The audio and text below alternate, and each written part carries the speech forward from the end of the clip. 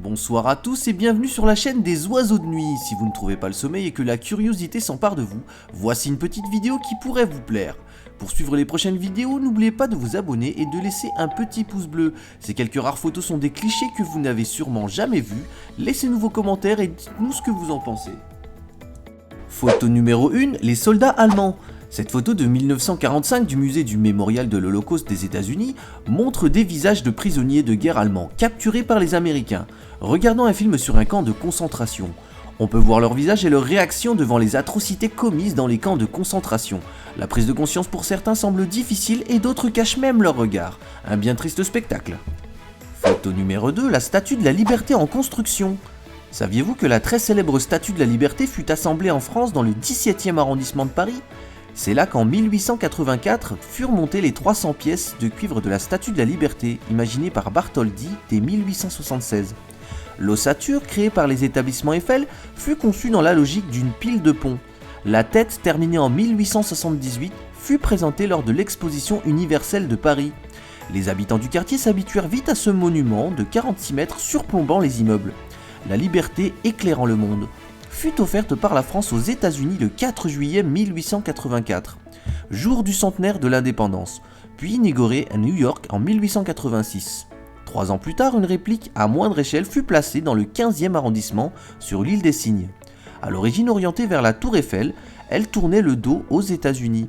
Il fallut attendre 1937 pour qu'elle soit retournée vers l'ouest, comme l'avait souhaité Bartholdi. Quant à Gadget, il fut à l'origine du mot gadget. Il eut l'idée de vendre des reproductions miniatures de la statue. Les Américains n'arrivant pas à prononcer son nom, ils le baptisèrent Gadget. Photo numéro 3, les restes du premier homme mort lors d'une mission spatiale. Cette photo impressionnante sont les restes de Vladimir Mikhailovitch Komarov, né le 16 mars 1927 à Moscou. Il fut le premier cosmonaute à mourir lors d'une mission spatiale à bord du Soyouz 1, le 24 avril 1967. Après une rentrée dans l'atmosphère mouvementée, le parachute de la capsule s'est mis en torche et celle-ci s'est écrasée sur Terre, provoquant donc la mort de son passager. Photo numéro 4, le retour de Mona Lisa au Louvre. Saviez-vous que la célèbre Joconde a été dérobée du Louvre le mardi 21 août 1911 ? Elle fut absente pendant 2 ans et beaucoup d'encre a coulé à cause de cette histoire. Le célèbre Pablo Picasso fut même interrogé pendant que d'autres revendiquaient le vol. Le vrai voleur, Vincenzo Perugia, un vitrier italien qui a participé aux travaux de mise sous verre des œuvres les plus importantes du musée. Afin de les protéger des vandales, il conserve le tableau pendant 2 ans dans sa chambre à Paris, caché dans le double fond d'une valise de bois blanc sous son lit. C'est en voulant revendre le tableau à un antiquaire italien, Alfredo Geri, qu'il fut pris. Sa sanction fut tout de même atténuée par son patriotisme italien. On peut revoir sur la photo un rare cliché du retour de la Joconde au Louvre. Photo numéro 5, la peinture sur la Tour Eiffel. On peut voir une des rares photos des ouvriers à l'œuvre pour peindre celle-ci. Saviez-vous que la tour a été repeinte 19 fois depuis sa construction, soit une fois en moyenne tous les 7 ans. Elle arbore depuis 1968 le brun Tour Eiffel, semblable au bronze, une couleur spécialement conçue pour elle et réservée à son seul usage. L'intégralité de la tour est peinte à la main. Photo numéro 6, Winston Churchill pendant sa jeunesse. Voici un des rares clichés du jeune Winston Churchill. Homme d'État exceptionnel, Winston Churchill fut également un écrivain prolixe, puisant dans sa propre vie une source inégalable d'inspiration. Né en 1874, petit-fils du vice-roi d'Irlande, il sera l'un des témoins privilégiés et plus tard l'acteur des principaux événements du 19e et 20e siècle. Numéro 7, l'une des dernières photos du Titanic.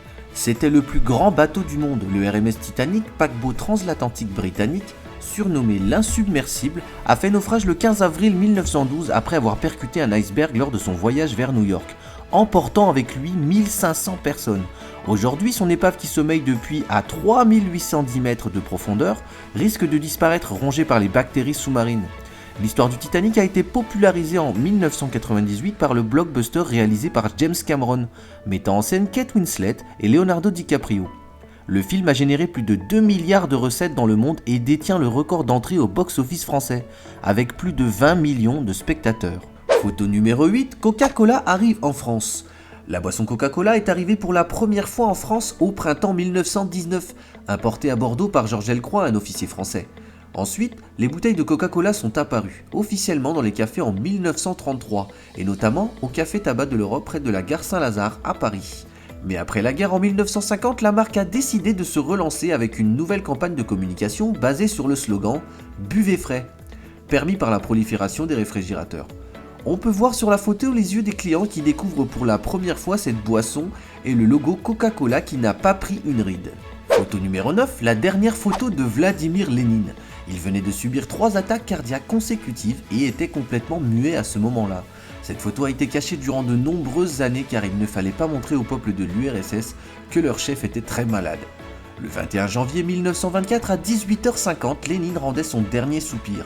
Phare de l'humanité pour les uns, féroce inventeur du totalitarisme pour les autres, Vladimir Ilitch Ulyanov, 54 ans, pouvait à sa mort se glorifier d'avoir créé le premier État communiste de la planète et d'avoir, au moins sur le papier, donné le pouvoir aux ouvriers et aux paysans. Photo numéro 10, le vrai Winnie l'ourson.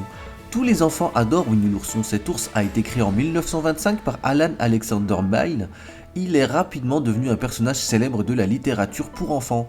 On peut voir sur la photo Christopher Robin Milne et son ourson qui ont inspiré la célèbre histoire de Winnie l'ourson. Christopher Milne avait nommé son ours en peluche en l'honneur de Winnie, un vrai ours noir canadien qu'il voyait souvent aux zoos de Londres. Et voilà, dites-nous maintenant laquelle de ces photos avez-vous aimé le plus ? Et ce sera tout pour ce soir. Si vous avez aimé la vidéo, n'oubliez pas de la liker et de la partager à vos amis. Et si vous êtes nouveau sur la chaîne, n'oubliez pas de vous abonner et d'activer la notification pour recevoir les prochaines vidéos. Faites de beaux rêves les oiseaux de nuit. À très bientôt.